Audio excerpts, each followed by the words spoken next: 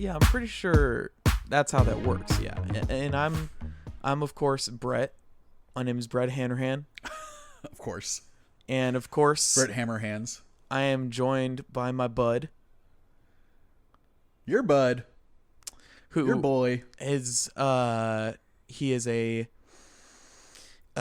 successful musician. He's working on his stand-up routine right now. He's been not going doing well. a lot of sorry, please don't talk when I'm introducing you. Mute my mic. Avid fan of Comedy Bang Bang, likely to be a guest on it someday. He's just going to Very force his likely. way into the Earwolf Studios. It is Lucas. Lucas! What up, YouTube? Like, comment, subscribe. Smash that like button. So Make sure to hit the bell. you've been in Run the Jewels far longer than I have, but you've somehow never listened to this first album. Dude, I don't think I have been into them far longer than you have. I'm pretty sure the first time I heard Run the Jewels was on their second album, and that came out, 5 years ago? And I don't even think I heard it right when it came out. Yeah. I've probably been listening to them for 3-4 years at this point also. And yeah, it tripped me out when we were talking about doing this album for the second episode that I had never heard it. I immediately, when you were like, let's do Run the Jewels, our first album, I got excited. I was like, yes, oh my darling, and Zach De La Rocha, like, yeah. oh yeah, dude, I love that fucking record. And then we started going through the songs, and you were like, wait, I think you're talking about the second one. I was like, no, I'm talking about the first one. And then I was like, I haven't heard any of these songs. I got so excited that there was a whole Run the Jewels album I hadn't even listened to. Oh man, it's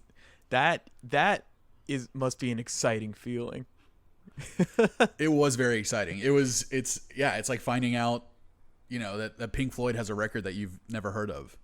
Honestly, like, they are at that level, in my opinion, of hip hop. Like, they're one of the like Mount Rushmore rap duos. I mean, they even before Run the Jewels, these guys have been like very prolific in the rap like community, in the game, And I had no idea. Yeah, it's when I had first heard them. This is how I heard about both of them, because I believe this was same. kind of their first big mainstream kind of coming out story. Kind of, like, they had both just had really big records for the two of them, like kind of critically acclaimed records. Yeah. The year before they started working on this. Yeah. So they were kind of referencing that in some of these songs too, where they're saying like, yeah, we finally fucking made it, essentially. But LP produced the record of Killer Mike's that blew up. I think it was called like Rap. Yeah. RAP something. And then LP had put out his own record that had also been kind of big that year. So, but I had only heard of Killer Mike on, I'm pretty sure he's on Kryptonite. That song Kryptonite that got like huge. By Three Doors Down. Yeah, he was the guest MC on the Three Doors Down song, Kryptonite. Wait, are you? I thought you were joking. What are you talking about? No, dude. No, dude. There's no guest rap verse in Kryptonite. There's a rap song called Kryptonite by Big Boy. Okay, all right. Of Outkast, and I'm pretty sure Killer Mike. Yeah, it's featuring Killer Mike. Dude, you know it. He goes, I be on that kryptonite, straight up on that kryptonite. Oh. I be on it, straight up on it. Like, yeah. I used to love that song, and it came out, I think, right when I graduated high school, and I fucking loved it, and I had no idea until I had heard the second Run the Jewels record that I was like, who the fuck is Killer Mike? Who the fuck is LP? And started looking back on them, and I was like, holy shit, Killer Mike was on this song that I loved, and had no idea.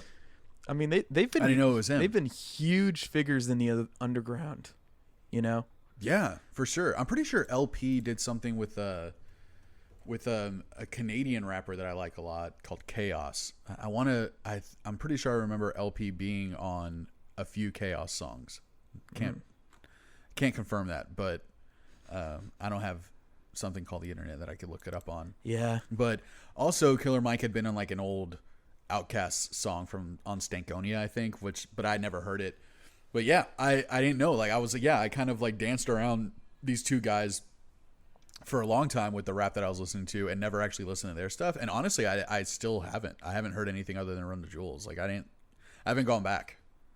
It's, I haven't. I've downloaded a couple of their albums with the intent to actually listen to them, but I've heard them in far more features than I thought I would. Ever since I figured out who they are. Yeah. I can't. I don't even know any features that he's been on LP. I'm sure Killer Mike's been all over the place. Yeah, LP's been around as well. Like there was like a week when I was just listening to all these rap albums and I kept hearing him and I'm like, oh my god, dude, like get out of here. Like it was too much LP at that point. It was. I heard him like on every album. I don't know where I got these albums from, but they must have been fed to me by LP. Little did we, it's kind of the same thing with Alchemist, that I didn't realize, like, oh my god, so much of the hip hop that I've loved for the last 10 years, Alchemist has had a hand in it with a lot of my favorite rappers, and I had no idea until recently when I got really into Action Bronson. I'm just like, dude, Alchemist does my favorite beats, and then I started going back into his shit. I'm like, oh my god, he did so many beats that I love, like Kendrick beats and Schoolboy Q and all these people that I had no idea. And it's like, yeah, these kind of producers kind of fly under the radar a little bit. Like, and that's mostly what LP was, right? Before, yeah, I mean, he was mostly a producer. He did do a good amount of rapping, but he was always a producer. Yeah. See, I assumed that he was just mostly producing, like, and he's an incredible rapper. Like him and Killer Mike, like they're both so fucking good. Yeah, dude. They just come out without mercy, just relentless on this album. Yeah, just the wordplay and the alliteration is what I love the alliteration the most, where they just like, they'll just keep repeating that first letter and just kind of build off of it, and they'll do so much internal rhyming. Yeah. It legit. I have to, when I was listening to the record, I wanted to read along with the lyrics at the same time, but I couldn't. Like I couldn't. It's one of those, the way that they do it, like they're so good at rapping, and they're doing so much in each line that it really, like, you legit have to stop and take the moment to register what you just heard and make sense of it, and then go on to the next line. So I was doing that the second time I listened to this, was like listening to the song, reading along with the lyrics, and then stopping and then really reading the lyrics and then moving on to the next one. I did that with every single song. I couldn't, like, I had to go through and read each one, and it's just, there's so much nuance and wordplay, like on almost like an Eminem level. Yeah, it's, especially the faster songs, like, Run the Jewels, like you can't keep up, you have to pause it. A Christmas Fucking Miracle is a little easier, but even then they're so, you could tell their experience, and they've been doing this for a while, with the way they write raps and lines, and have all these metaphors, and calling out to all these people, and they're like call out this person, like, oh, who's that guy? All right, now I gotta like look up who that guy is, right, so I can understand what this line is about. Right. Yeah, dude, it was a lot of that for me too, that it's like, wait, who's he talking about? Oh, it's a Marvel comic character, like I never heard of this. And I started kind of diving into, like, who's this Marvel character he's talking about, and who's, like, it is really hard to keep up, honestly. And I don't even know what you call it, but I don't know if it's intonation or it's just like the number of syllables that they use in each line, or it's literally they fill up each measure with as many syllables as they can, but like perfectly, obviously like on beat. I don't know what I'm trying to say, but it's just like they do it like they say this, they say it the same way, the same. They don't ruin the flow. Yeah, exactly. Like there's no, the flow is so consistent, and just they hit it the same way on every line almost, and it's so impressive that I was thinking while I was listening to it, if they possibly do each verse in one take. I can't imagine that they do. Like I have to imagine that almost every line is patched in, because I feel like it would be so hard to keep that up. Like I was reading it to my girlfriend and I couldn't keep up the rhythm while I was reading it. Like I would get like my eyes would get kind of like cross-eyed for a second and I Yeah. would stumble and I'm just like, well, there goes the whole fucking cadence. The cadence, that's it. That's the word I was trying to think of. Cadence. I mean, no. It's really fucking cool. It's really unique too. I can't think of a lot of rappers that do that type of delivery, and they both do it like fucking flawlessly. Yeah, and it on the entire Run the Jewels discography. You can make an argument for which one is better, but honestly, they're both excellent. You know, and they have their own kind of strengths and weaknesses, and I feel like they're kind of on the same level. I would say that too. It's like Andre 3000 and Big Boy. Like they're both on the same level, and they both do it slightly differently. Yeah. But they're both so good at the same thing, which is that cadence. They're both so on point with that, and they're both down to deliver it that way. And it seems like the beat almost makes them have to. It makes them want to do that way. Maybe it's just like that beat is just so like fucking hype. Every beat is so hype. Yeah, I remember we were talking about Run the Jewels at a show a long time ago, and You and me. yeah, you brought up that like they're one of the only rap groups that kind of makes beats like do that has that kind of driving beat to it, but it's still a groove, but it's very like It's very EDM. yeah, and Super EDM. And this record is very video game music inspired. it does have a lot of that. Yeah, there's A lot. There's like a good amount of like sweeping synths, you know, that kind of have the beebly boobleeps going up and down. The arpeggios Yeah. going, and the very glitchy, distorted like snares and basses, and let me, dude. some of that cheesy lead guitar stuff that you'd find in like 80s and 90s video games. Like that was on this also. Dude, yeah. Like that. I loved it. The production on this album is so fantastic. It's very hard for me to get into a rapper or a rap group that has kind of cookie cutter beats that don't really have anything in their music to interest me, which is why Run the Jewels immediately became one of my favorite rap groups, because every LP is just, he's always got something new. It's always something interesting. He has a lot of layers that you wouldn't hear at first, but the more you listen to the song and they put on headphones, the more closely you use it, and you hear like, oh, he like does this sound one time on this song and it adds to the beat, and you wouldn't expect something like that on these types of songs.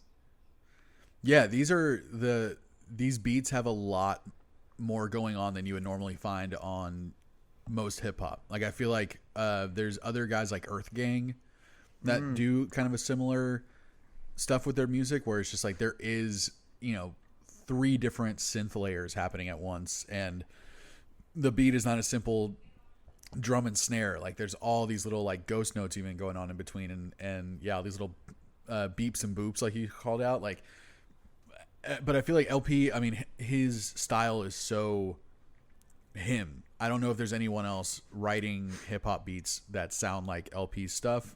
Yeah. And I'd love to hear it if so, because like, just like Alchemist, where Alchemist like samples super old records and does them in a really cool way.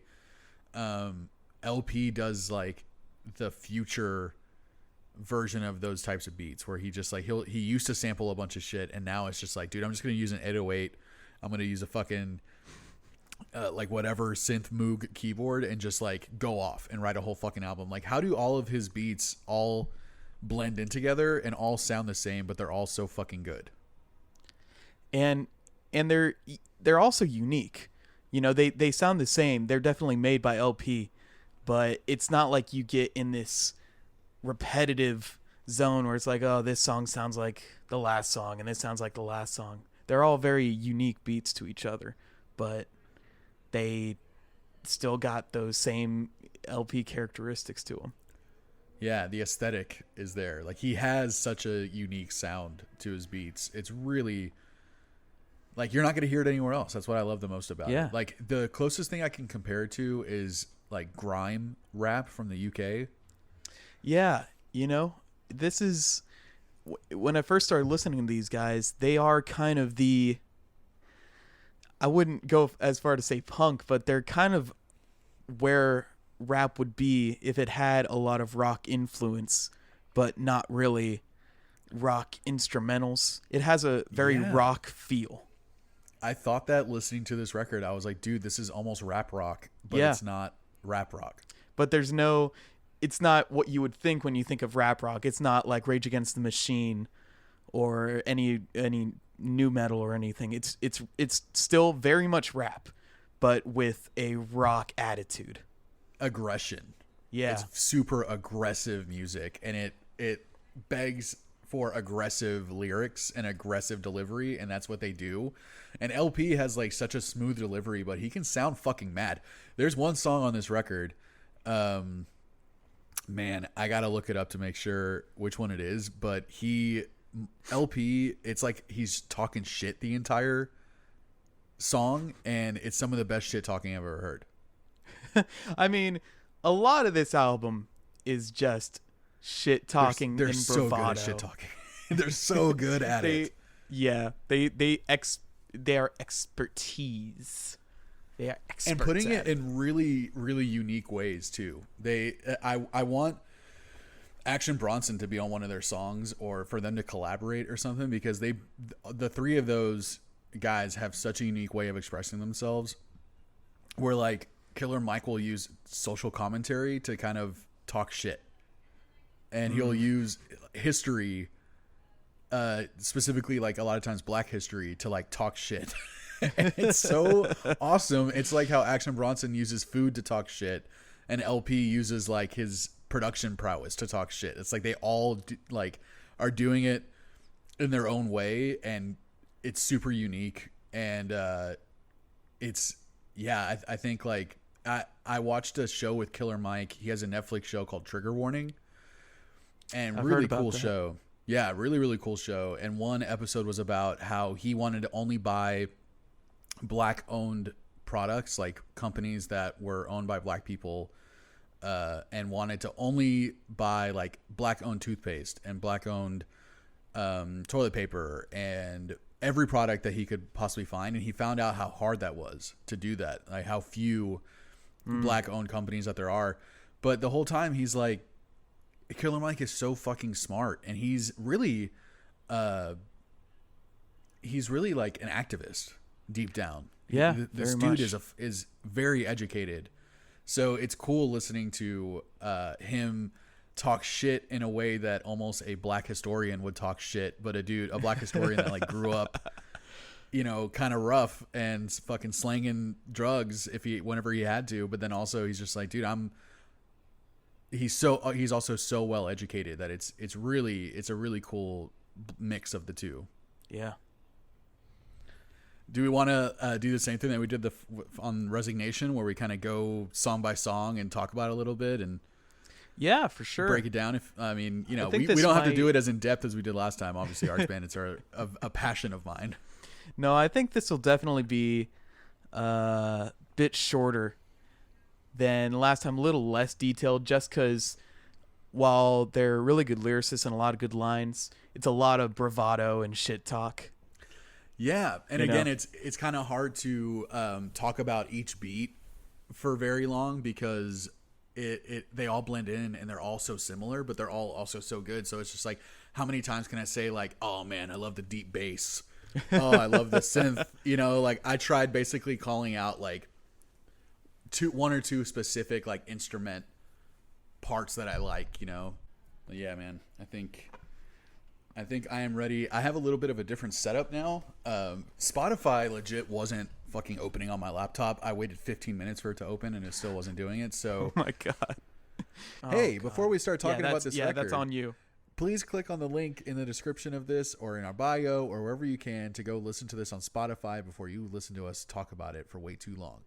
I have this open on YouTube, so I'm actually going to be listening to the instrumental version of this album while we're Oh, talking about it. okay. Yeah, because I thought I want to at least be reminded what the beats sound like. Yeah.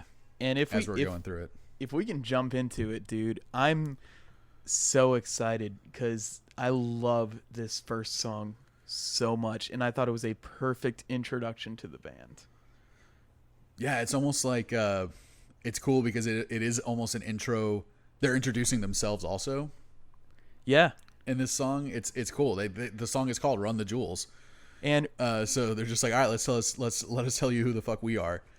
you begin the song and you hear these noises kind of start fading in, which reminded me of a band, like a rock band that would kind of start with some guitar feedback, you know, Yep. with it. And then, dude, here are two of what might be the most underutilized instruments in rap, which is a tambourine and an organ. Yes. The organ is so great. Dude, it is so choice on this record. And also they had some bongos in there, right?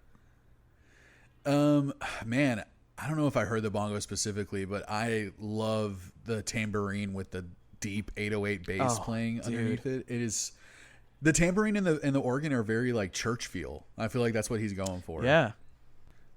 It's like we're about to take you to fucking church. We're about to do our sermon and fucking let y'all know what we're about. With that guitar delay, ding, ding, ding, ding, ding. The little delayed guitar hit, very Pink Floyd-y. Oh, dude. Just echoes over it. And this song is actually, it took me, so I gotta admit, dude, the first time I listened to this album, I wasn't impressed.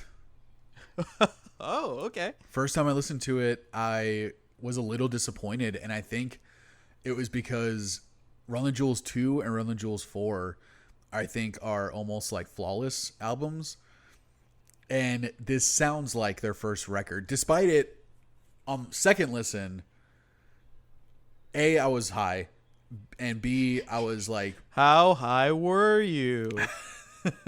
I had just freshly smoked a bowl, so I was riding pretty high on like an 8 out of 10, and was listening to this the second time while reading the lyrics, and just all I did was sit down. Like the first time I was playing video games and like hanging out.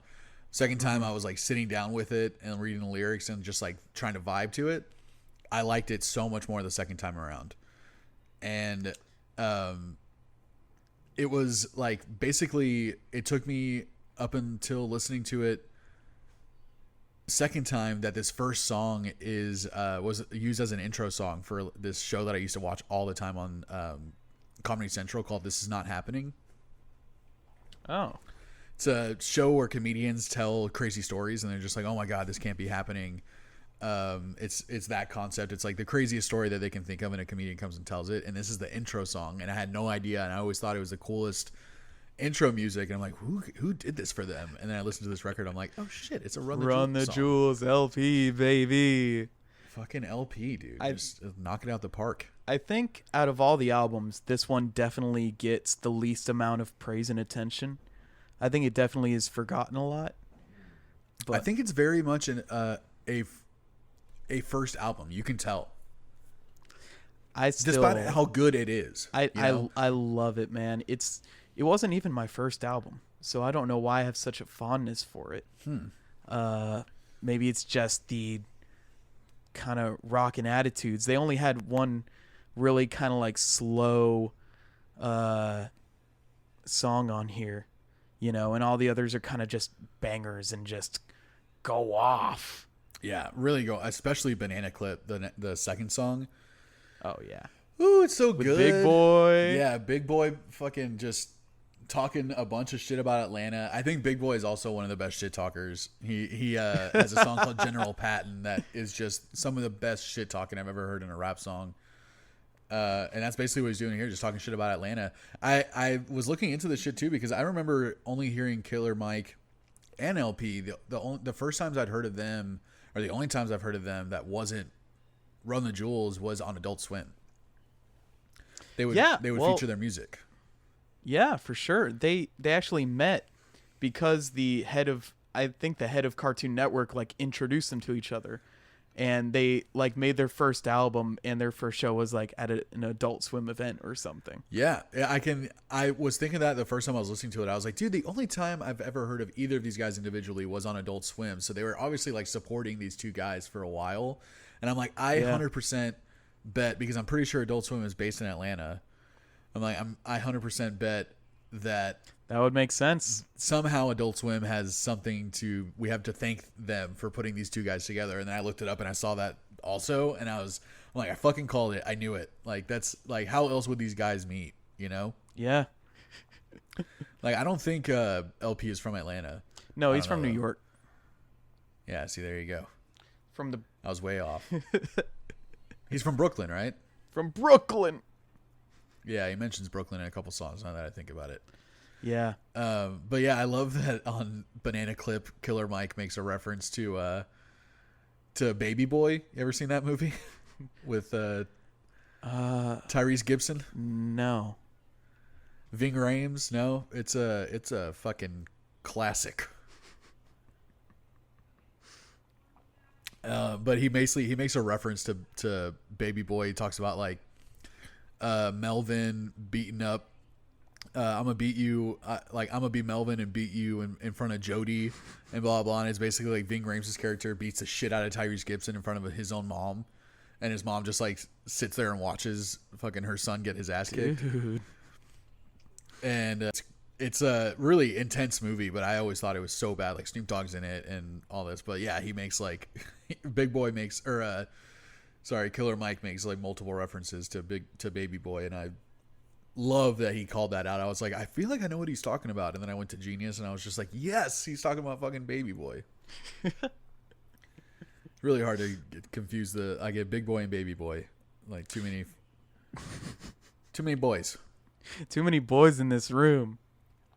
Yeah, fucking having a good time with all these boys in this room. And then I think- 36-inch chain. Real quick, my favorite line on Banana Clip is "I fuck like I'm headed to war." I think that's a great fucking line. LP, I mean, it's pretty good, dude. it's fucking great. And 36 Chains. Love the little super video gamey, right? Yeah, That it's beat. got those kind of video game blips, like boom, boom, boom. Yeah, it sounds like I'm like, killing something in like the Jurassic Park like Game Boy game. I'm And about to go wreck shop on a fucking Velociraptor about to get the laser beam power up. on a Diplosaur. The, And fucking Dominican Republic shout out on this song. Love that. what's up, man? Yeah, I mean, fucking Killer Mike knows what's up if he's talking about Dominican Republic. He knows where the fucking where the good is. You ever been to DR? Nah, man, never been. You're missing out, buddy. You gotta go to DR. Hey, man, we'll see when this. I'm not going anywhere till this pandemic thing is figured out. Oh yeah, I know. I was supposed to go to DR this summer for the first time in like 4 years, and it never Really? happened. Yeah, really looking forward to it. And then we were thinking, oh well, yeah, the summer trip didn't work out. Maybe we can do Christmas. And then the rest of the year happened, and we were just like, we're probably just never gonna make it down. Yeah, we were supposed to go to Tokyo in March or that's May. Right. Yeah, and the money, they were like, we'll give you half your money back, and the other half is going to stay in this trip. So if you go within a year, you'll be able to use that money. So Right. we're definitely not going to be able to use that money. No, unless like both of y'all get the fucking vaccine in the next couple months. I mean, even then, I don't know. Man, you'll make up for it though. You might lose some money, but you're definitely gonna make it to Japan eventually. I'm going to make it to Japan if it means I have to tour there, man. I'm going to get It's a there great someday. reason to go. I think so. That's one of the best reasons to go to Japan. Then go get a fucking waifu. Dude, apparently all the great music is in Japan. They love punk over there. And I've seen like every band goes to Japan to tour, and every show that I've seen is like packed and the crowd's going wild, and it's just an electric time, dude. Yeah, I think King Gizzard toured Japan, and yeah, their pictures looked fucking amazing. So jealous. Well, man, let's fucking take this podcast to Japan already. You know what? That's fine with me. Let's just go ahead. Let's pick it up. You got your suitcase. We'll pack it in. We'll just keep recording on the way there. We can go right now. Yeah, we'll record us getting COVID on the plane. Yeah. We'll record us getting over COVID in Tokyo. If you turn your volume up really loud, you can hear the second that I inhale the coronavirus. Yeah. And if you keep that volume up really loud, you can hear our ventilators like later on in the episode. And that's worth hearing. That's good. That's good content right there. And isn't that what people really want to hear anyway? Yeah, get COVID for a podcast. Like some coronavirus ASMR. What a concept. Only part of 36-inch chain that I did not like was the hook. Yeah. It's kind of I don't know. I kind of like it. I kind of like the attitude, but it can get a little dumb after a while. Yeah, I thought it was really it was a little like lazy. And I'll go around like I got a 36-inch chain. And that's it. That's it. Yeah. Well, they also got Killer Mike's friggin' iconic yeah. I love that. I think that's my favorite part of the song. Me too. Yeah. Whenever it starts a yeah. I wrote down yeah in my notes. It's so iconic. Love that man. part. I thought it was Lil Jon. I thought because he's from Atlanta also, so I thought it was Lil Jon doing a little like cameo, and then I'm just like, oh no, shit, it's Killer Mike. A little yeah cameo. Yeah, that's what I thought. Well, I guess we could just move on to DDFH. Yeah, what was it? Do Dope, Fuck Hope. Do Dope, Fuck Hope. Fucking fantastic. Also has a weak hook though. I didn't like the hook on this song too much. You don't like the do dope fuck hope. You don't like that? I like the do dope fuck hope part. I don't like the haze. I thought the hay kind of reminded me of USAA. that insurance USAA bank jingle. Yes, that's what that's what it made me think of, and I didn't like it. I think the haze were all the lead up to the dope fuck hope, and in that regard are great. But I could see how it could be kind of weak. Yeah, I mean, there's some really cool like psychedelic like synthy stuff happening in this song. Like, yeah, super heavy distorted like bass drum and more tambourine. He's got your fucking tambo on this one also. Yes, dude, my underutilized tambo. Yeah, people don't use tambo enough. We should have had tambo in our metal band. You know, it's not too late. Yeah, you should just put one on your fucking on your hi-hat, and it would be like jingle bells every time we fucking played a song. Man, this beat is so fucking dope though on this song. Oh yeah. It's so fucking cool. When the hook comes around, it's got that dun dun dun dun dun dun, and it kind of gets a more dark theme, kind of almost a little disturbing, kind of reminds me of a rainy night in some dark alley or something. Man, it's so pleasing on the ear. It is very creepy. Like it's like a horror rap song. Yeah. And it's so good. I also want to say that 10 songs, 33 minutes, they kind of keep their songs nice and short, man. Chef's kiss to that, buddy. That was one thing that I wrote on here. I love that there's no fat on any of these songs. Yeah, man. Like sometimes they'll trade off verses and they'll go back and forth, have multiple ones. Some songs they just get like one verse each, couple choruses, and then they're out. And like that's it. It's a 3-minute beat. We're gonna write a 3-minute song to that. No fucking musical masturbation filler that Kanye does. No fucking skits like a bunch of other rappers do to just like pad the fucking runtime on their albums. Well, we There do are have way one too of those Do we? for Twin Hype Back. Oh, dude, we'll get to that. That song. I think I already know what you're gonna say. Oh boy. Yeah, there are just too many new rap albums that are over an hour. There's no reason. I've been doing the album of the day thing all year.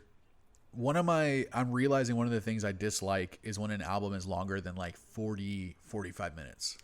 You know, I've been finding that as well. I've been realizing that unless it really needs it, if it's some sort of concept album or if you're some kind of really big deal and it's hard to keep someone's attention for more than 40 minutes, and albums usually don't need to be that long in the first place. No, man, cut the crust off the shit sandwich. Yeah. Like, you don't dude, it's been driving me kind of nuts, like how often I'm just like, ooh, I want to check out that band or I want to check out that album, especially rap, and I look and I go 100 or like an hour and 16 minutes. Yeah. For a rap album? Yeah. I don't want to listen to anything that long. And so, yeah, I've been the exact same way. I've been finding these new albums, and I'll kind of have a sigh of disdain when I see 14 songs, an hour and 10 minutes. And then I always find that the last 4 or 5 songs I never remember because I've kind of lost focus and lost interest by that point. It's a lot of filler, and I noticed that a lot of those rap albums too, that they're that long because every song has at least one feature. That's true. It's just like there's also very few rappers that can carry the whole fucking album on their own, like J. Cole, you know, and Kendrick. A lot of times, like he just has someone singing a hook, you know. But it's like these rappers that have like DaBaby and Lil Baby, and all these fucking new guys, NBA YoungBoy, and all these. I can't stand this brand of hip hop that's like huge right now. That's mostly just R&B singing with a hip hop beat and people talking shit about fucking your girlfriend. And there's no clever lyrics. There's no wordplay. It's very bland and boring. And then I'm looking at them like, oh, you have 4 features on this fucking song. You have 3 on the one after that. And your album's an hour and 23 minutes. I'm not fucking listening to this. Yeah, I can't do it. I've kind of been in the party of maybe albums aren't so necessary anymore, especially for pop music, for rap music. You know, because it's the way that I consume most of my music. But same. I've found that I've been more magnetized to EPs. Magnetized to EPs and shorter albums. And with rappers, sometimes they'll just have filler songs that are nothing. They aren't so much special or anything. They're just there to pad the time. Yeah. And some rappers also have 6-minute long songs, which is completely unnecessary. Rap goes hand in hand with pop. And I don't want to hear a 6-minute pop song. It's just like I don't want to hear a 6-minute rap song. I don't want to hear a soliloquy about life on the streets. Like, I don't need to hear that shit. There's a guy called Ab-Soul, really good lyricist. Really, I love his delivery, but every single one of his songs is over 5 minutes, and it made the album really hard for me to enjoy. Yeah, I don't need to hear the hook 3 times or 4 times either, like Kanye does. That's also filler. He's just like, oh man, I just want to fucking listen to this beat over and over again. I'm gonna fucking play the hook again at the end. I'm just like, dude, we heard it. Jesus. Yeah, which you know, another reason why I love this album, because you can pop this thing out in half an hour, you know, and it's so fucking good. It's all killer, tight. No filler. All the songs are good to me. There's no parts of the songs where it's like, oh, okay, I wish I could just skip forward to the next part. Yeah, none of that on this record. No song overstates its welcome. That's true. No song, like there was never a time when I was listening to this that I was like, when is this song gonna end? Yeah, more often I'll be like, oh, the song's over. Oh, okay. Yeah, leave me wanting more. That's the whole, like, I look for that in a lot of music, and a lot of people don't do that. They're too self-indulgent. Yeah.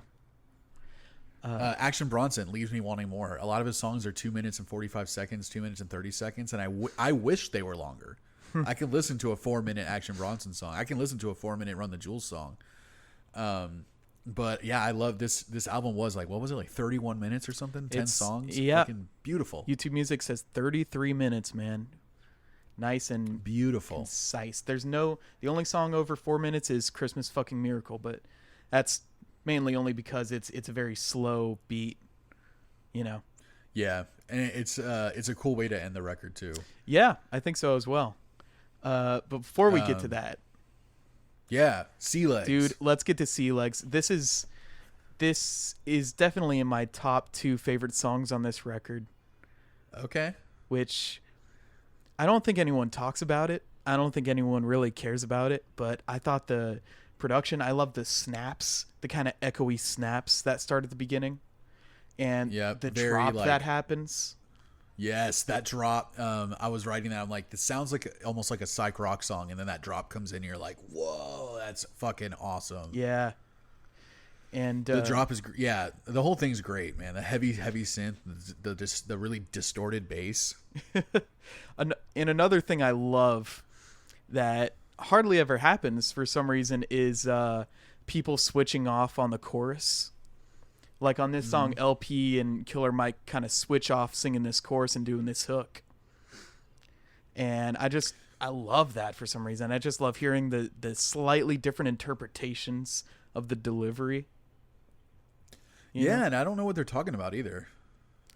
I think what I got from it is that they're kind of experienced in this game. They got sea legs. They're able to stay on this kind of rockin' boat of their career right now when they may be going a little more mainstream, you know?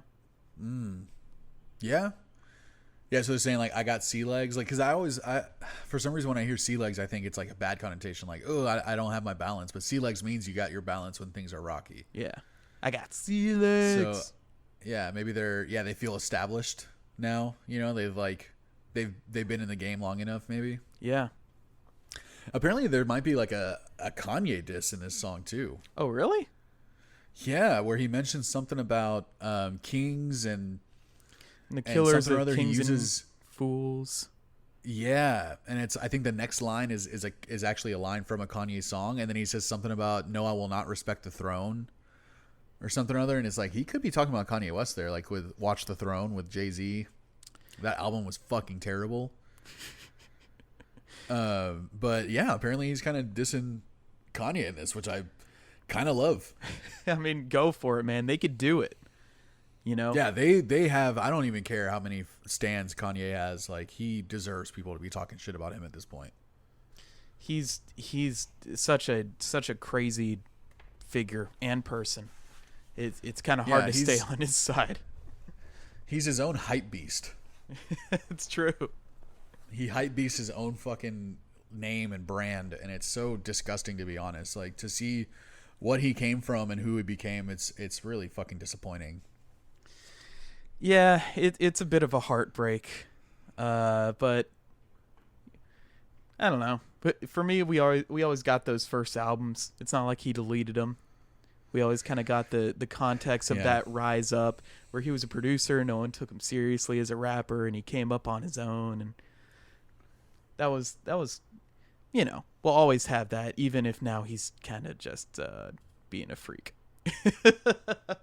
Yeah, now he's legitimately like a sad figure in popular culture. Yeah.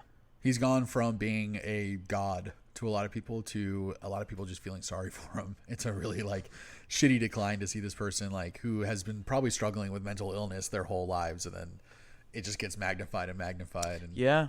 Well, I mean, you know, he's too revered. It seems like he's found God, so that's good for him. I don't fucking believe him.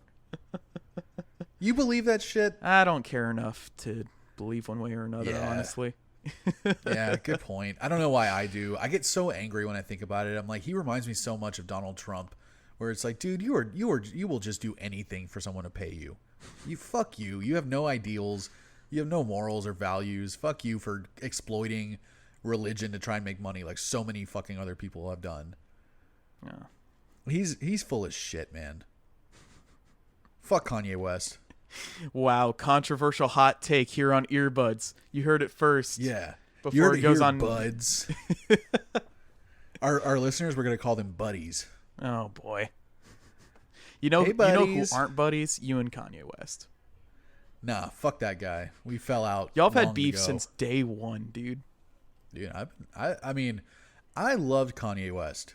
Kanye West is what got me into hip hop at a time where I thought hip hop was fucking terrible in the early 2000s. There was a bunch of bullshit on the radio, and they had all the stop, lock, and drop it. Yeah, kind of the crunk all core. these, so bad and all the same, and it was huge, and I never understood it. And then I heard his first album, College Dropout, and I was like, this is what hip hop is supposed to be.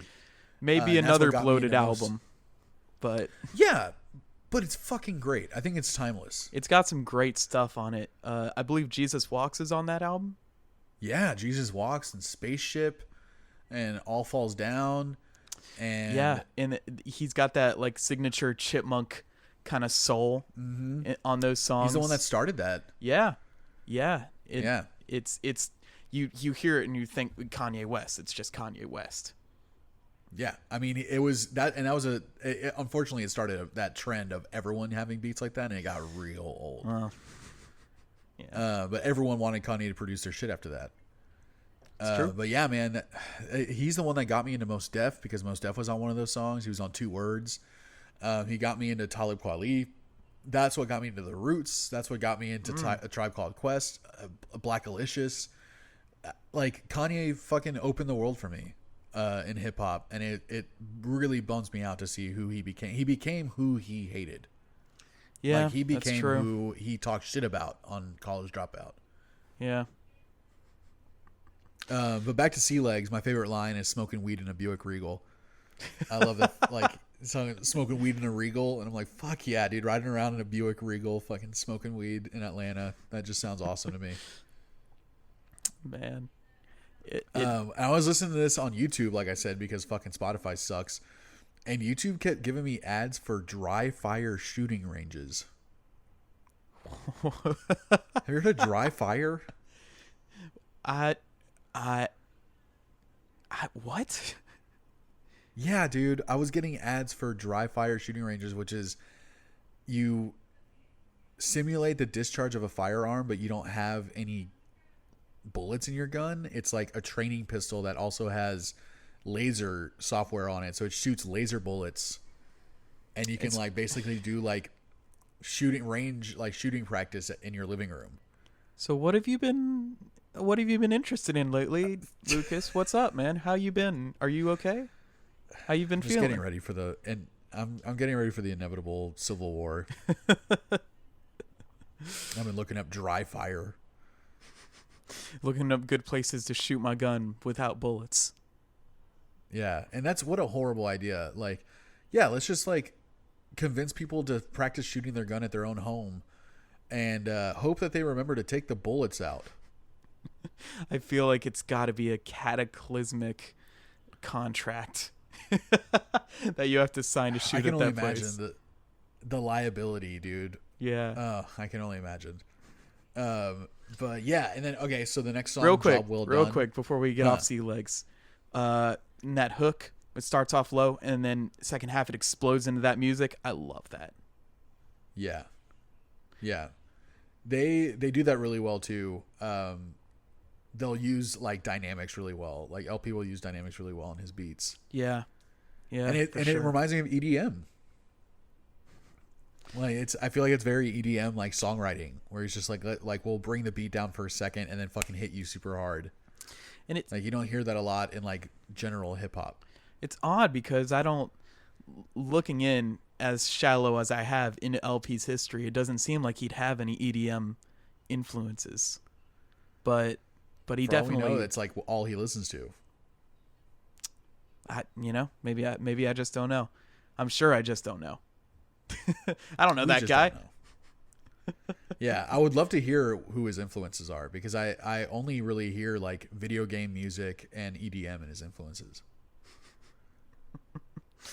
Which one was the song that was featuring fucking Until the Ribbon? What song was that? That's this next one. That's Job Well Done.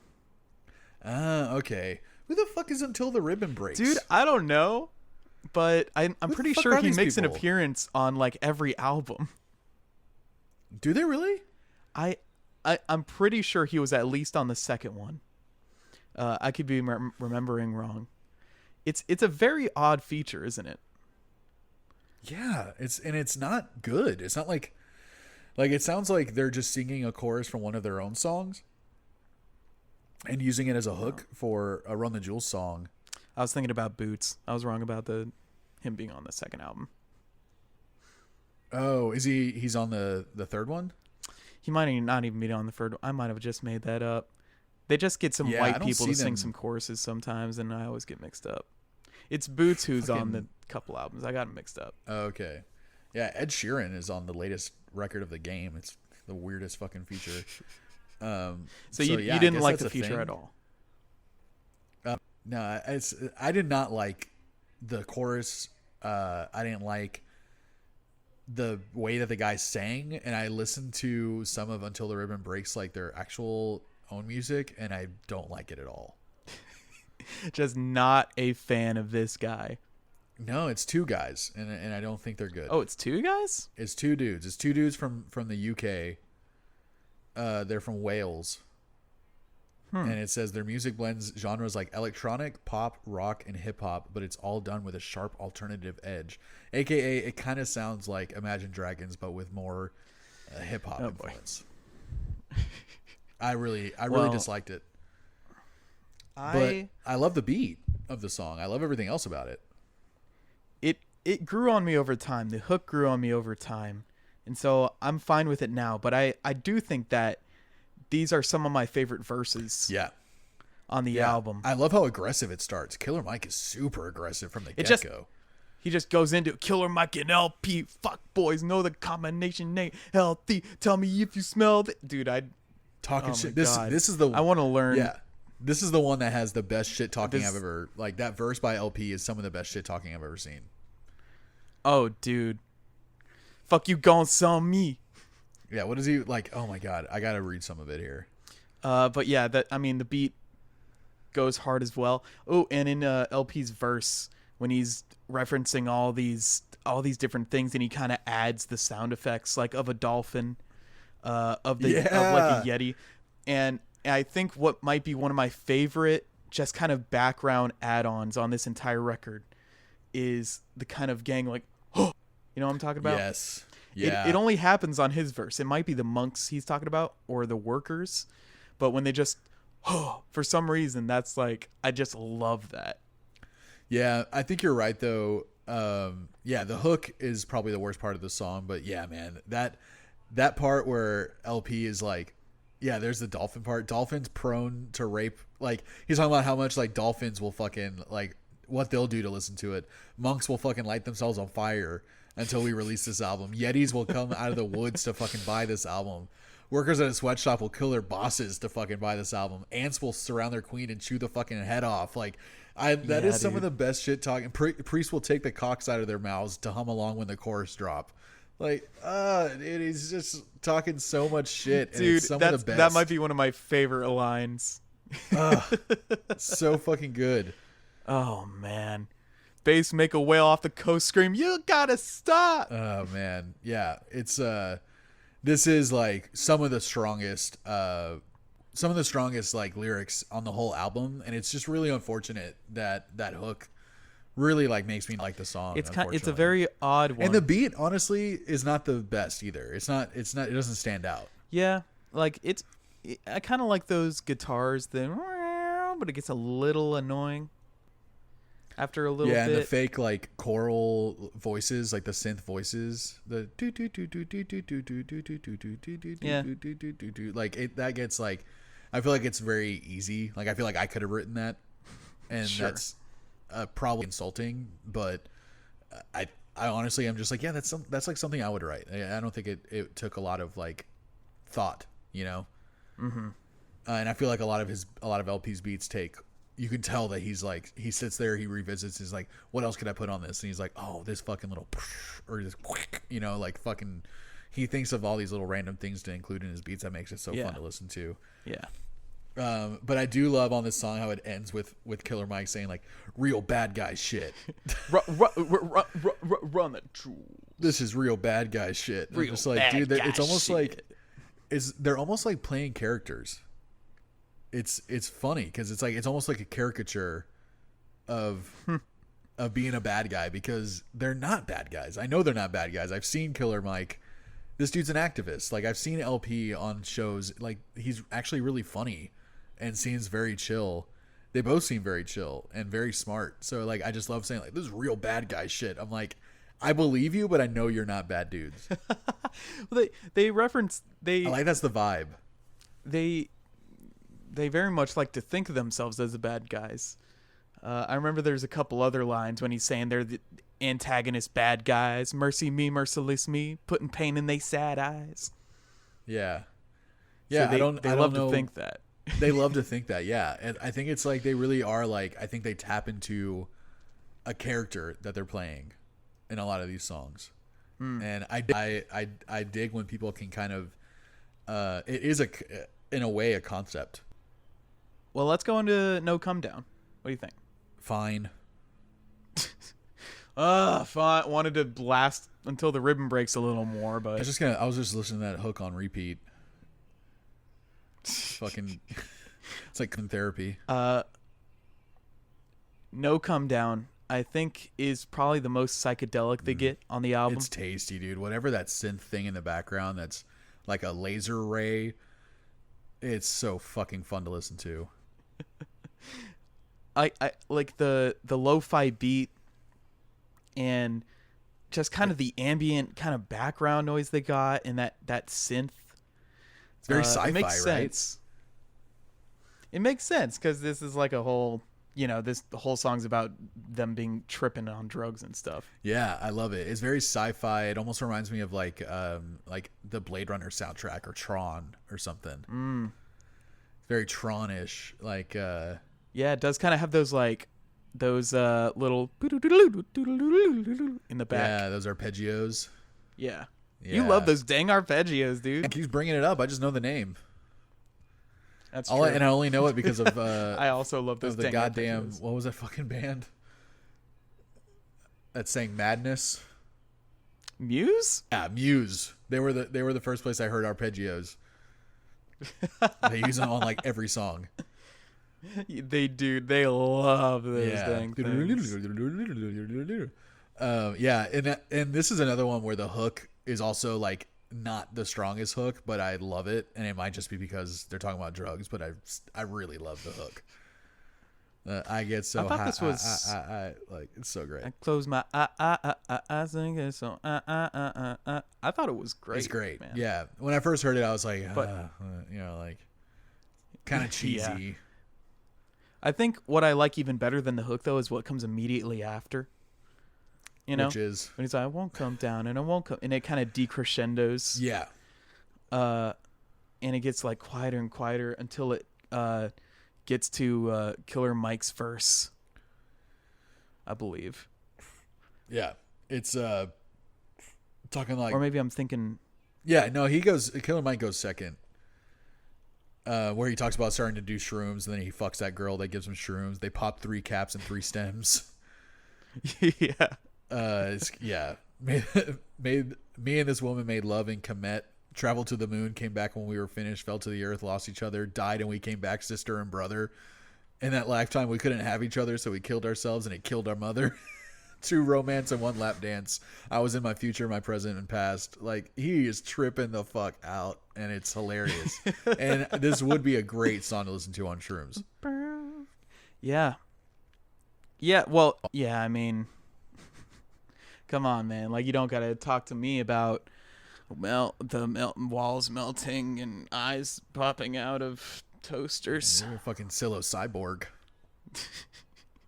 You psilocybin, which they reference a couple times on this album. Yeah, I think they both like to trip, it sounds like. I mean, it makes sense, man. The smartest people I know have tripped at least once. Thank you. Well, not you, but Everyone No, you else. said the smartest people you know. I know who you're talking about. Don't embarrass me right now. Come on.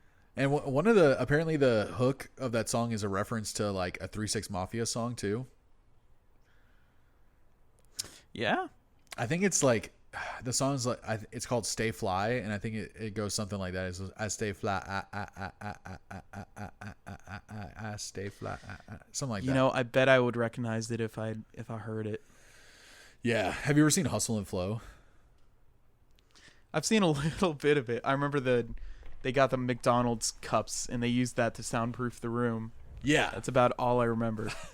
that's pretty integral to the plot. I love that movie, and Yeah. it was one of my favorites for a long time.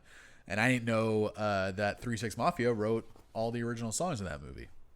Oh, really? Yeah, they wrote the "Hard Out Here for a Pimp," and they won a fucking either a Grammy or an Academy Award for it. I mean, yeah, that was a pretty big song. Yeah, they won Best Original Song, and it was a hip hop song. I do also remember when they brought the girl in to sing the hook, and he kept being like, "Come on, like you gotta feel it. You gotta really feel it. Stop feel that shit." faking." Yeah, dude. Oh man, I fucking love that movie. But it was like it was one of those movies that like made me feel manlier when I watched it. Yeah. And then I watched it a little bit later on in life, like in my late 20s, and I was like, this shit's kind of toxic. I'm rooting for a pimp. But he's a nice pimp. He's a good pimp. He's so good to them. And he has great hair. And isn't that what really And matters? that's all that matters. Let's go to Get It, dude. Finally, a hook that I like, despite how simple it is. It's I mean, yeah, it's just a lot of stuttering.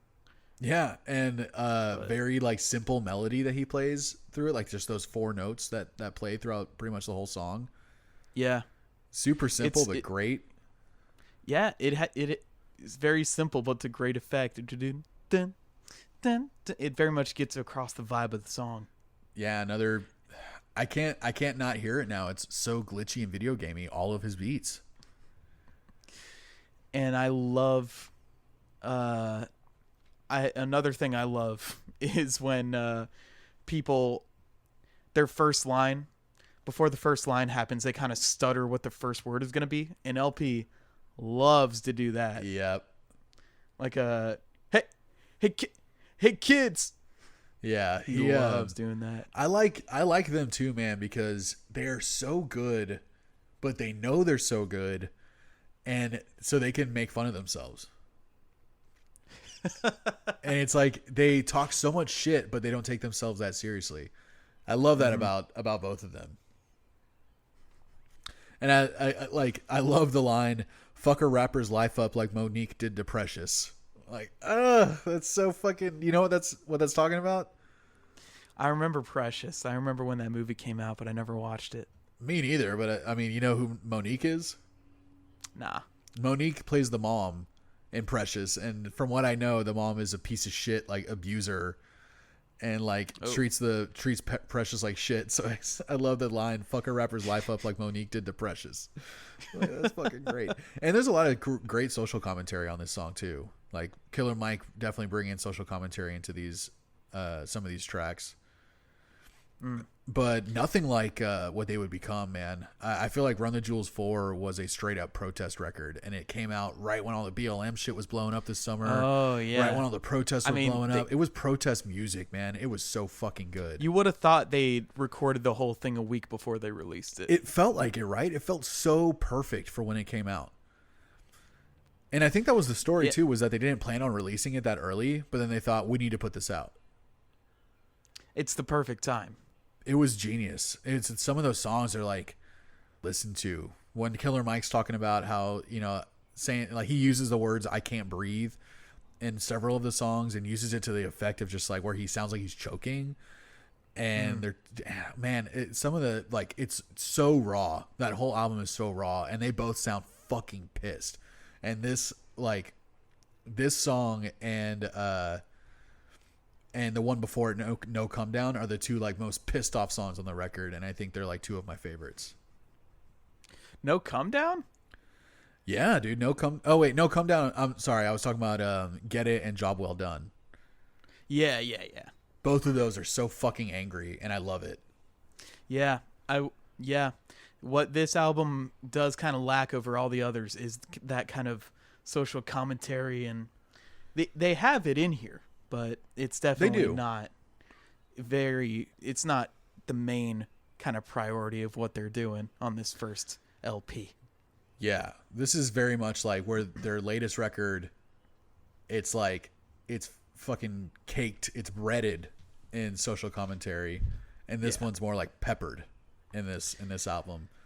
It's like they were just that's kind why of it doesn't get as much attention. They're more just talking shit the whole time, you know, showing how good they are at being lyricists and wordplay rather than sending a message, you know. Yeah, they focused on coming out into the game with this new project and being like, all right, here's what we're doing, here's what we're on. Right. Good. Like, yeah, just like, this is what we're bringing to the table. Like, this is how good we are. And I think that's probably why it didn't have as much impact on me, because it's not as much of like they're not trying to say much in it, except like we're just fucking really good at what we do. But Get It's a great song, and unfortunately, like, Twin Hype is easily my least favorite song on this record.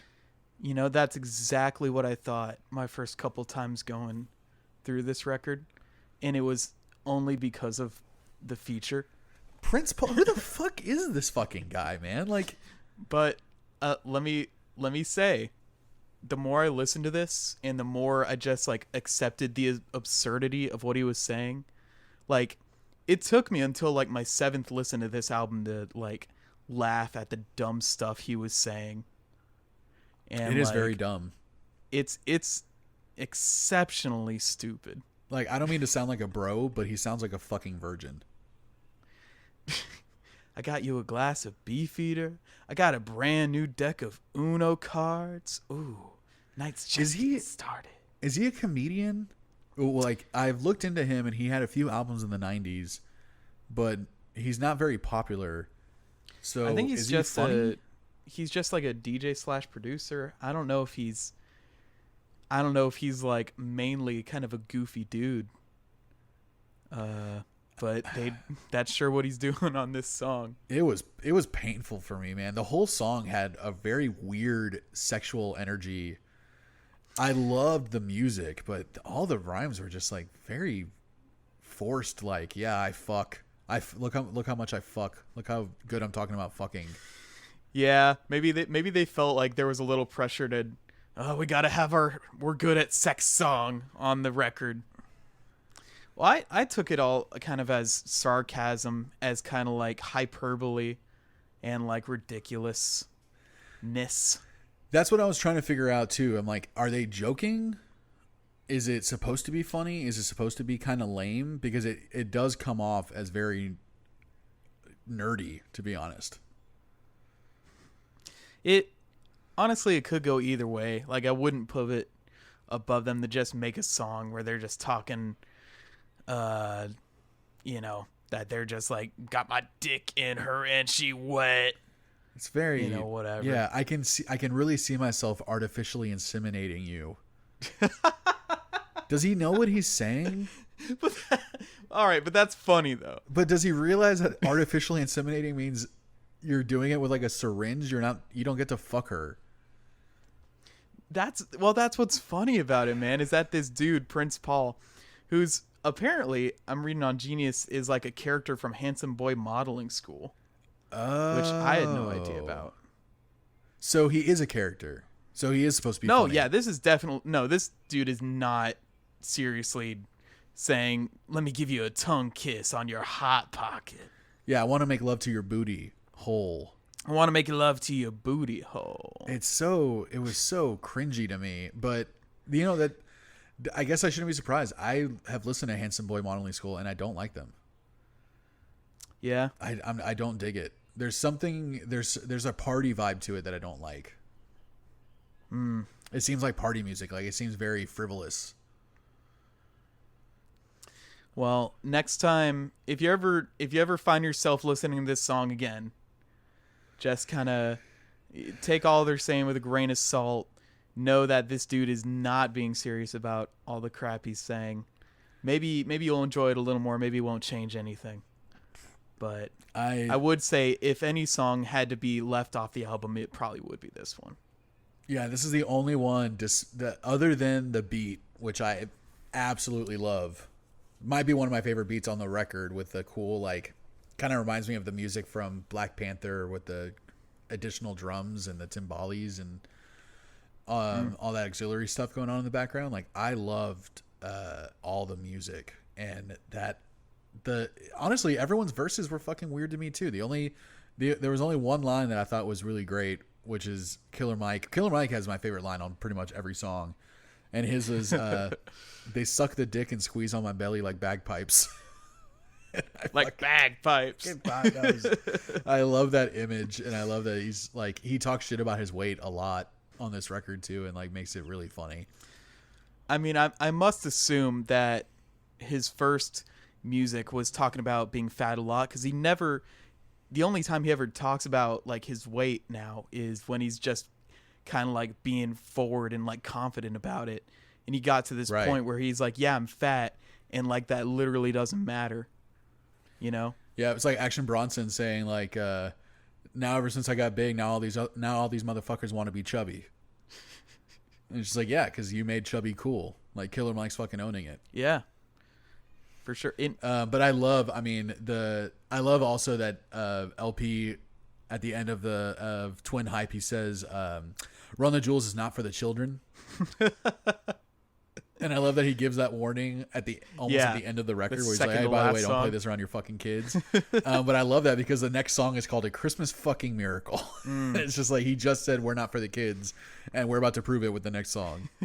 And this is Christmas fucking Miracle is definitely it's probably the only song where I relate to any of the lyrics. Really? Yeah, because I don't know. I'm not a baller or anything. I'm not like hype. I'm not trying to like, be cool or anything. But this song has a lot of. This is a very societal song, Yeah. and it's talking about a lot of kind of keeping true to yourself and don't let the system break you down, that kind of stuff. Yeah, even like Killer Mike talks about raising kids as a single parent and how hard that is and how often that happens in, communities that he grew up in and stuff. And this does have probably the most social commentary on it. And like, yeah, I think you're right. I think this is the most personal song on the record. Like lines, like they're talking about, how you get money and you think you have power, but you're still a slave to someone. Yeah.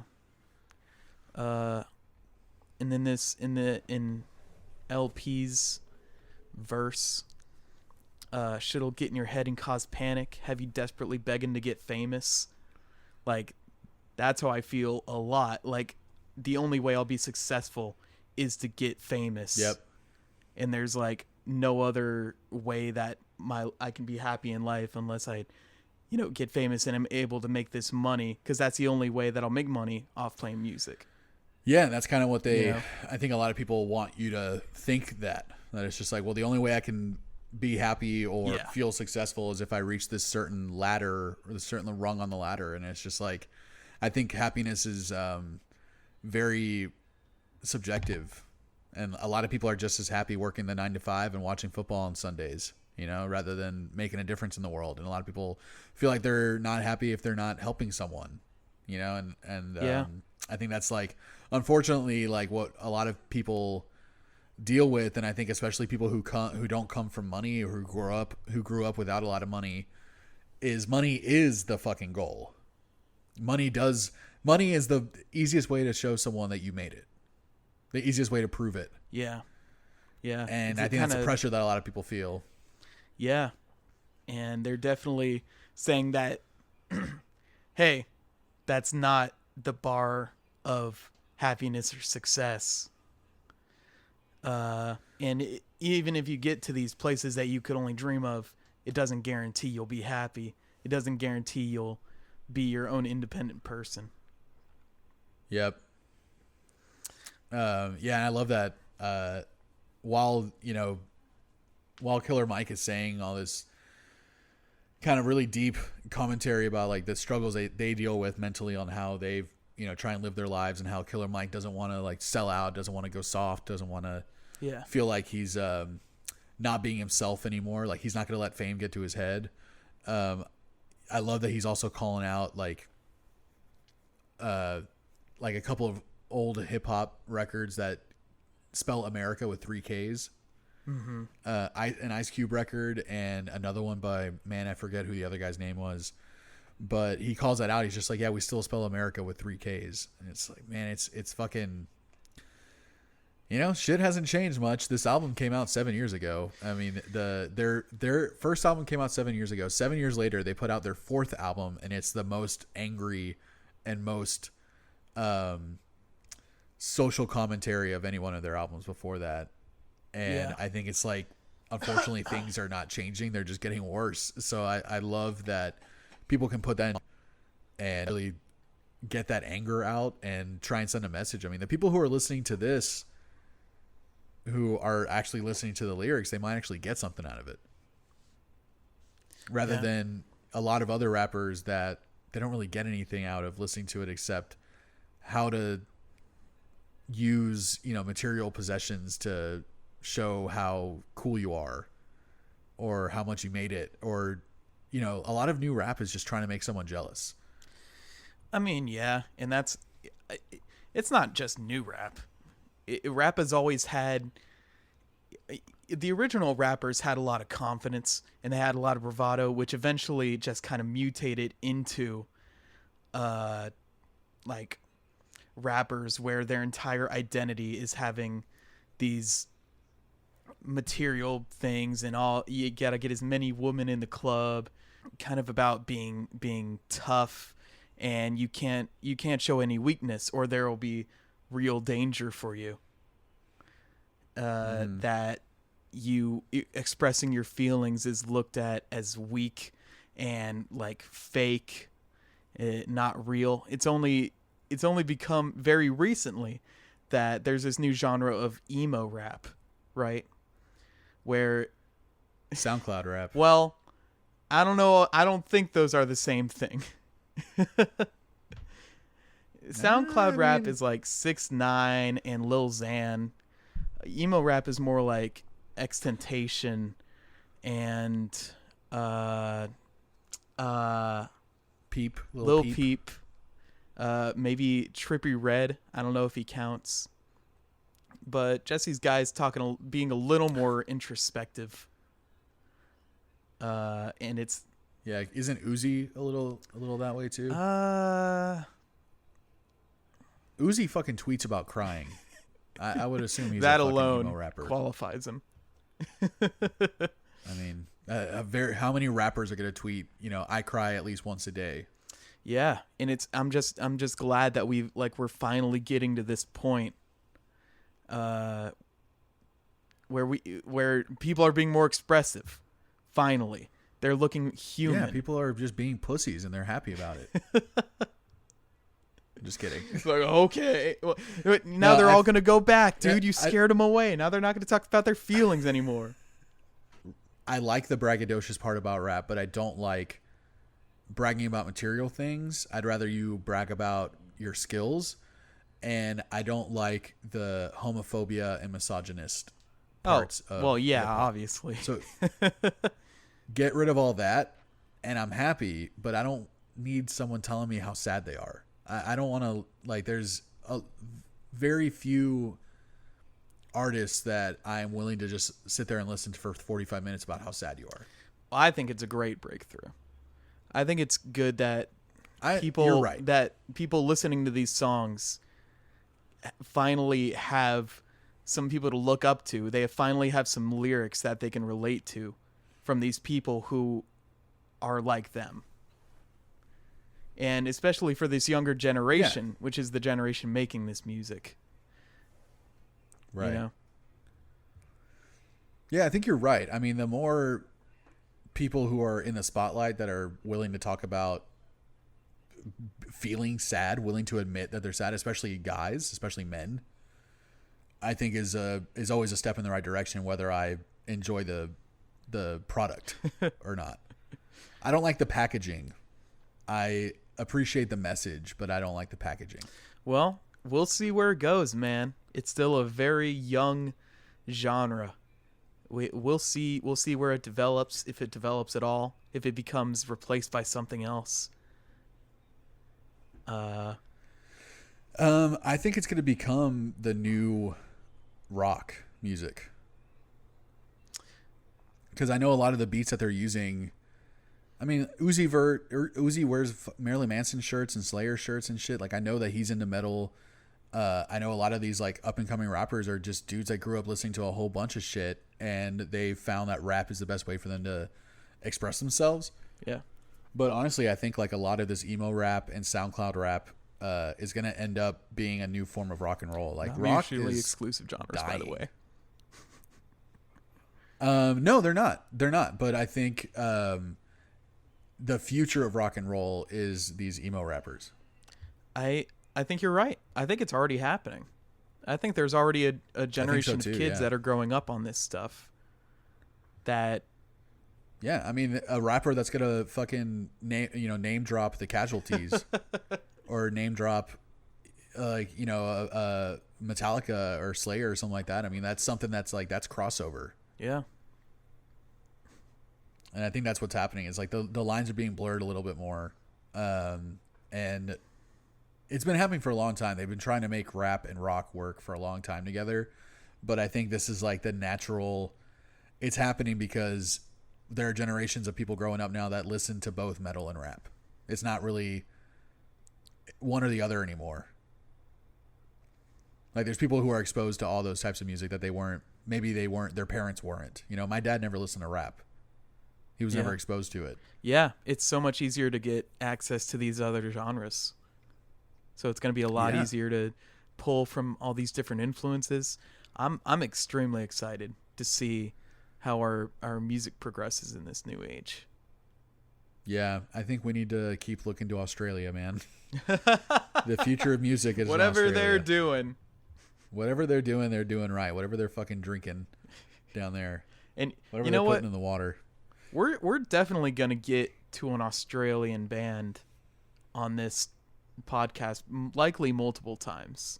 Oh, no doubt. No doubt. Probably King Gizzard. Probably Violent Soho. For sure. Probably Special Chef.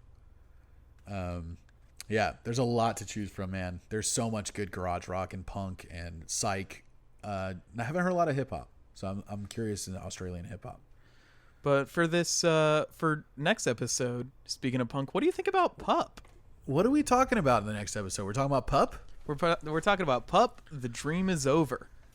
I don't know much about Pup, but I'm excited to listen to it. I've only heard probably like 3 songs by them total, so I'm super excited. And those were all probably to off their first album, right? I couldn't even tell you. Well, I'm excited for you to hear them because I love this album. One of my favorite of all time. One of the very few albums where I did cry listening to a song. Okay. So look forward to seeing which song it was. Yeah, tune in next week. What's the album called? It's called The Dream Is Over. So next episode is about Pup, The Dream Is Over. I'm excited, man. Let me double check that. Yeah. Fact check yourself. And while you do that, I will thank everyone for listening. We're one more episode, second episode in the books of Earbuds with Earbuds, Lucas and Brett. Earbuds with Earbuds. All right, buddies. Tune in next week. Dream is over. For Pup. This episode's over. We should give this album a rating. Ooh, good idea. Okay. And also briefly how it stacks against the other albums. I know we talked about that a little bit. Okay. I want your... Yeah, good thinking. We need to write down this shit. But I'll go ahead. I'll go first. You'll rate it first? If you want some time. Okay, no, If you want like a little time to think it over. I'm going to rate this in terms of like compared to their other albums. Okay. So I'll say that their second one is my favorite. Their fourth one is my second favorite, and this is my third. So I don't really like their third record. Really? To be totally honest, I don't like it that much. Really? But yeah, this I think stacks like middle of the pack towards the bottom, just because that second one was the first one I listened to, so it was the first one I got really, really into.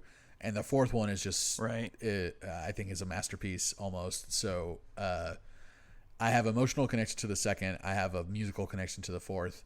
But this one, I mean, I would rate this a solid 8 point something. A solid 8. I was going to give it an 8. Really? I thought you were going to give it more. Well. Yeah. No, I mean, it's an 8. It's a fantastic album. I don't think it's the best they've done. I don't think it's extremely extraordinary, but I thought it was a killer debut. Yeah. For sure. I love all the songs on the album. I haven't listened to the other album recently enough to kind of stack them against each other, but I'm for sure going to do that after this recording. Yeah, it's like what I did with RX Bandits. I fucking listened to so much RX Bandits after we talked last week. Oh my god. But yeah, so we both give it an 8. I remember you telling me this was your favorite one, and when I listened to it the first time, I got legitimately a little worried because I did not like it that much. But the second time around, I realized how good it is, and I think I was not giving it a fair shot at first because I was comparing it to the second one, which I think is their best one. So I think the more you listen to it, the more you're gonna like it. Yeah, you're probably right. And I mean, yeah, I think their later works definitely bring about like a maturity that develops their sound, for sure. Yeah, I think you're right. But I love this album. I don't know. Maybe I'll listen to the other 3 and it won't be my favorite anymore. Maybe it'll be another one. The fourth one was absolutely killer when it came out, and I haven't listened to it since for some reason. Mm-hmm. So I don't know, man. I don't know. Yeah, man. We'll Go see. back. Maybe and listen to that. I'll post about it on our social media as kind of a little bonus post. That's not a bad idea. I honestly think like the fourth one is a very close second to me. It's like I said, I think it's almost flawless. And that second and their second record is also almost flawless, but more like I thought they brought it harder in the second record in terms of lyricism. But they definitely hit the ground running hard on this one. This is a great first record, and like we were saying before, like definitely listen to this album before you listen to us talk about it. All right, well, thank you all for listening again. Earbuds Podcast. Yeah, good job, bud. Good job to you, bud. I thought we both did probably an 8 out of 10 performance on this one. This was an 8 out of 10 for sure. Yeah. Let's make sure to bring it next time. This was weak. Bye, buddies. Bye.